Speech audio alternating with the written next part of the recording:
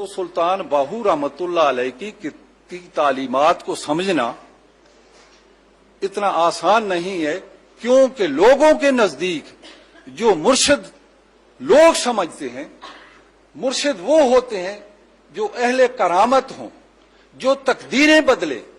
لیکن سلطان العارفین حضرت سلطان باہو رحمتullah علیہ فرماتے ہیں، خبردار ہے طالب، کشف و کرامت طالب مولا کے لیے ایسے نجس ہے جیسے خون حیض و نفاس نجس ہوتا ہے.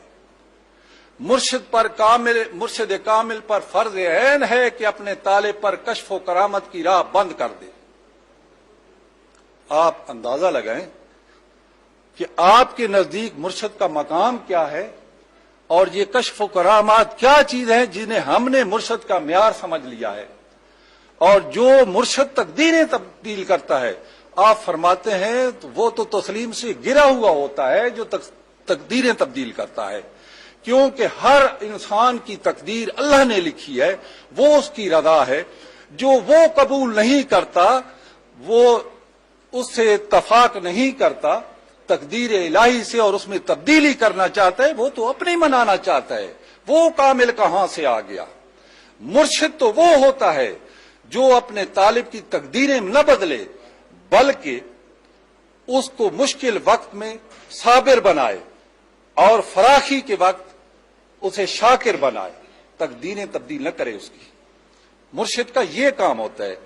فرمایا کہ اے انسان، تیرے لیے لائے عمل کیا ہونا چاہیے، تیری طلب کیا ہونا چاہیے؟ فرمایا کہ اللہ بس، ما سوا اللہ حوث. آپ حضور کی کوئی کتاب بھی پڑھے، اس میں بار بار آپ مراتب کا بیان کوئی شروع کرتے ہیں، تو جب اس کی تعلیم مکمل ہوتی ہے تو آخر میں فرما دیتے ہیں، ہاں یہ مراتب تو ہیں، لیکن اے طالب ان پر مغرور نہ ہو جانا. تیری منزل وہ ہونی چاہیے کہ اللہ بس، ما سوا اللہ حوث، کہ میری طلب بس صرف اللہ ہی ہے، کیونکہ اللہ کی طلب کے علاوہ باقی جو طلب بھی ہے وہ حوث ہی ہے. اللہ